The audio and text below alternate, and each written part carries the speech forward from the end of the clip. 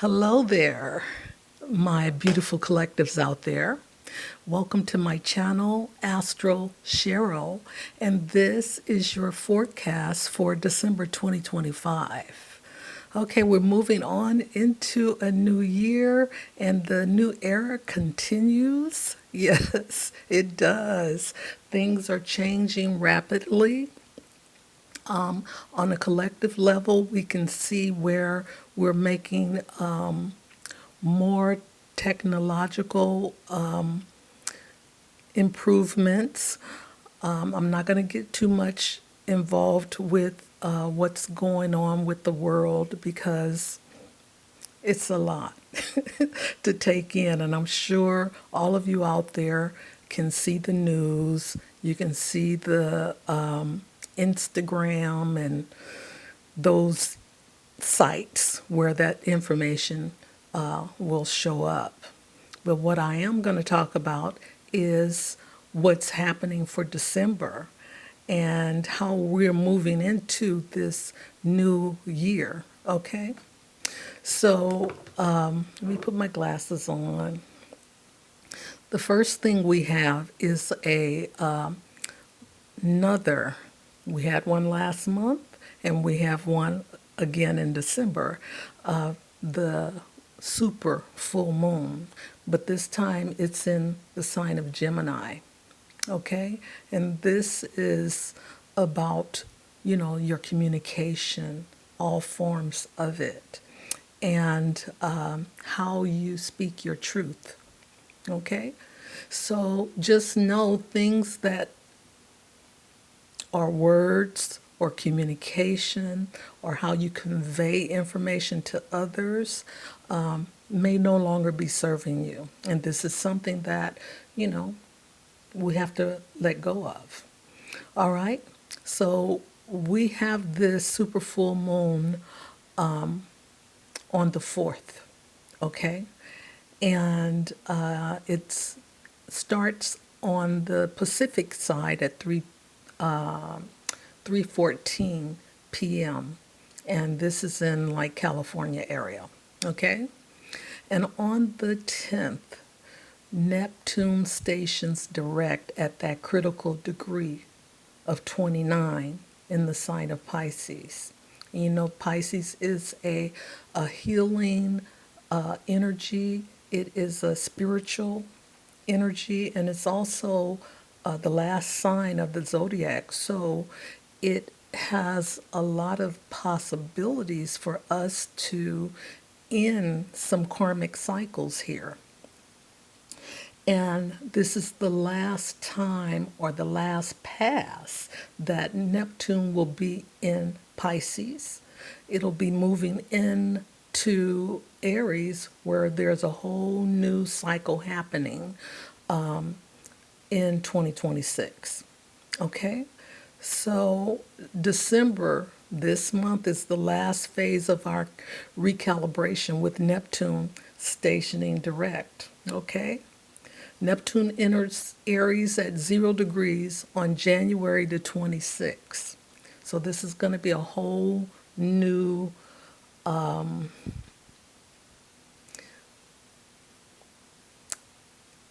scenario. Okay, let's just put it like that for now. Okay, and on December the 17th, Mercury moves out of its shadow. It's been in retrograde in Sagittarius. And on the 19th, the new moon is in Sagittarius, and this happens at 5:43 p.m. And Venus moves into Capricorn on the 24th. Okay, so there is more happening in the skies than what I'm speaking to, but I'm condensing the information here because, we could be talking on one on December for I don't know how long, and I don't have a whole lot of recording time for that. Okay, so just enjoy your experience no matter what that experience is, okay? Because this is all about growth and taking steps into change. And we all have to, you know, make a decision or make a choice as to whether we want to change or if we want to just sit in where we are comfortable. All right? So I'm going to see you on the other side. So be there. Hello to my beautiful Leo risings out there. Welcome to my channel, Astro, and this is your monthly forecast for December 2025. And we are in the last month of this year. So a new timeline is starting here in January, and boy, there is lots of changes that's going to be coming up. But I'm not going to talk about it here. I'm just saying we're at the end of December, at the end of this year and into a new year. And we'll get into the stuff for next year in January, right? Okay, so I did an intro about the highlights for the month. So I'm going to just get right into the forecast for you. And I surely hope that you can hear me because my clip broke on my transmitter, so I need to hold it in my hand, but I had it sitting down while I was talking, so I hope it, you can hear it. Now, let's see. We have on the 4th, we have a super full moon at 13 degrees of Gemini, and this is happening in your 11th house of large groups, affiliations, friendship groups, memberships, and this is also the place of luck and wishes. Okay? So you may feel emotional insights and clarity about your relationships and the groups you belong to. You may need to talk about your feelings and beliefs with friends and those in your social circle. Okay? But this is really a time to release things that no longer serve you. So with this super full moon being as intense and amplified as it is, your insights are going to show you, what your next step is, okay?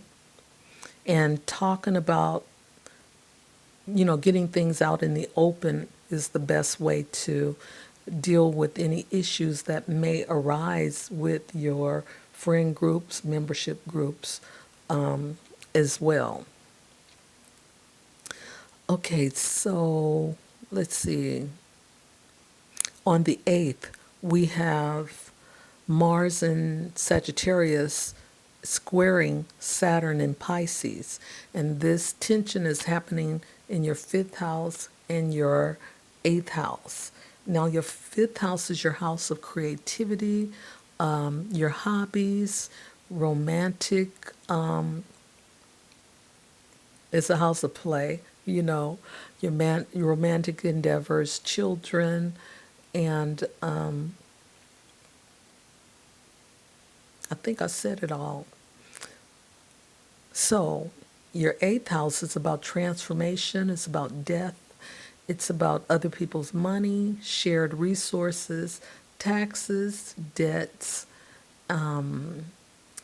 psychological issues, hidden issues, control and power issues as well, psychic. Your father could be showing up here,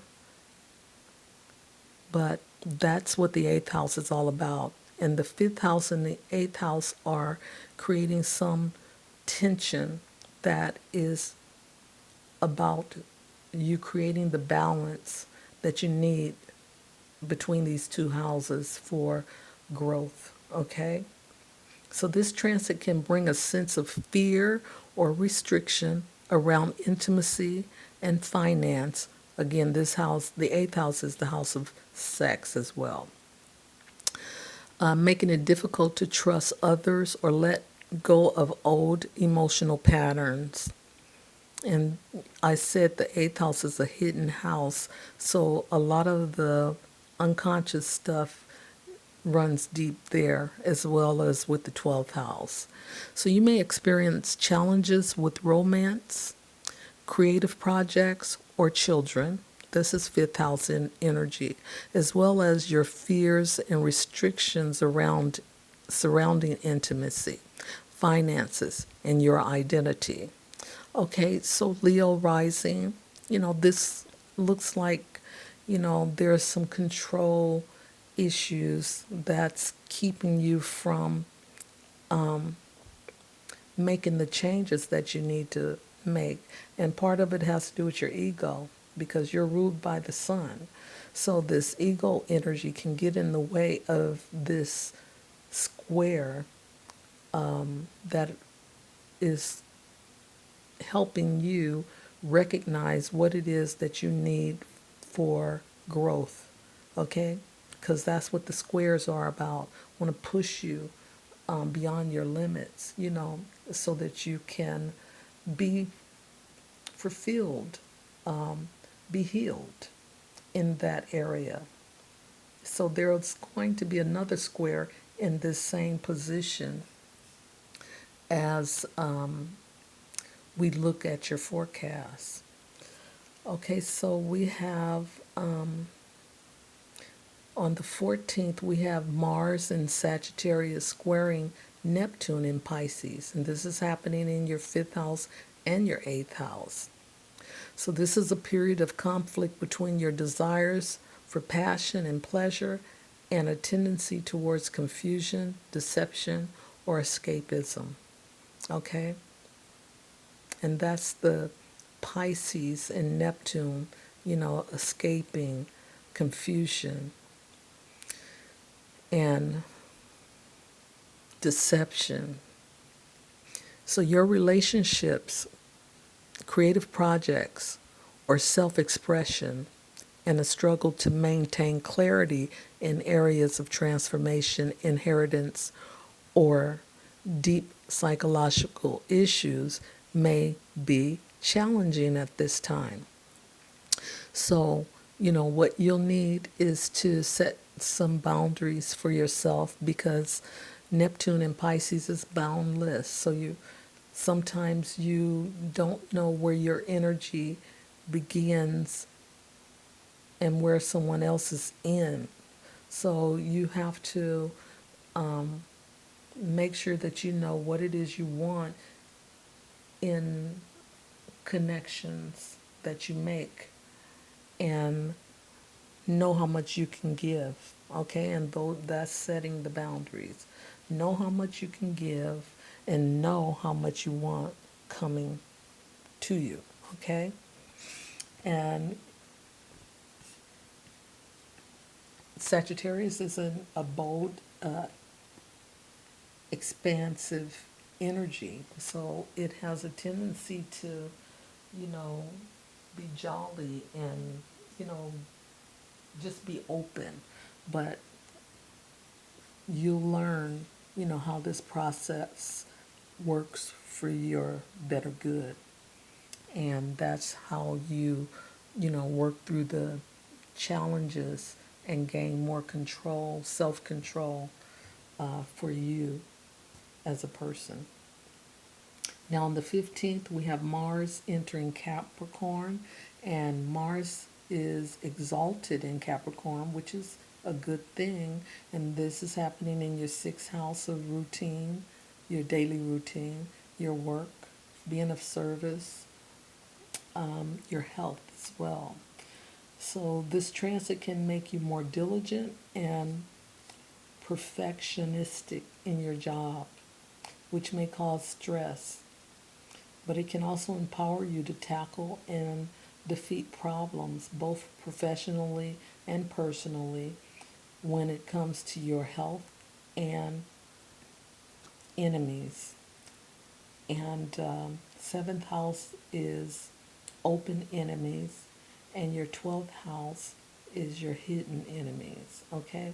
So at least your 12th house is in opposition to the 6th house. So it could be your hidden enemies that you don't recognize, but you have the power to act, okay? All right, on the 17th, we have Mercury in Sagittarius, and it moves out of its shadow, period. And this is happening in your 5th house of creativity, fun, joy, your hobbies. Children are also their romantic expression as well. So you may feel a strong urge to express yourself creatively in a bold, adventurous, and philosophical way. Love and romance can feel more expansive with the Sagittarius energy, expands wherever it is, open and adventurous. You have a lot of enthusiasm for your hobbies, games, and social activities. You may feel inspired to teach, learn, or engage in discussions about big ideas, philosophy, and new perspectives.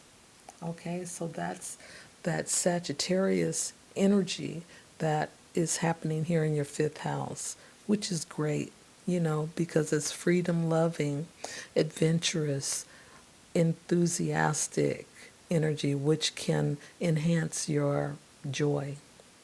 So on the 19th, we have the new moon at 28 degrees in Sagittarius, and this is happening again in your 5th house. So there's a lot of activity going on in your 5th house for you this month, Leo rising. And the 5th house is your home, Leo rising. So that ray of energy should be, making you feel good. So this new moon is a powerful time to set your intentions. This is an excellent time to start new creative projects, art, or writing, and find joyful ways to express yourself. You have the green light, all right? You may start a new relationship, deepening an existing one, or make more time for playful activities and fun during this time, which is good, because it reflects you, Leo rising. Now on the 20, let's see, first we have the sun entering Capricorn in your 6th house. Now, your 6th house, I've already spoke about, your house of daily routine, work, and health. We have the sun sitting there, and the sun is about the ego, okay? So there could be some, power struggles, control issues with the sun, okay? Now, your focus shifts to structure, responsibility, and practical planning. That's because of this Capricorn energy. You find yourself focused on your daily tasks, health, and routine. Your health becomes a significant area of focus for you, which is good, requiring more attention and potentially bringing challenges that need to be addressed. You you may have to confront and overcome obstacles, rivals, and daily struggles during this time. So, the sun, that ego energy, it runs hot, and that heat can create inflammation, stress. So just know that with this Capricorn energy, you're restrictive, okay? You hold things in, and that again can create some health problems. Okay, so we're going to move on to the 24th. Venus enters Capricorn in your 6th house as well. and she is the goddess of love and finances. You have a disciplined and dedication and and dedicated approach to your work. You're likely to experience pleasant and productive interactions with coworkers because, that's the softening of the Venus energy. Colleagues and subordinates. You may be focused on staying healthy in your daily well-being. Okay, completing your daily tasks brings you a sense of accomplishment. Okay, so that's good for, you know, ending the year with a pleasant feeling and point of view in your life right now, Leo rising. So this is your forecast for the month of December. And until next time, bye for now.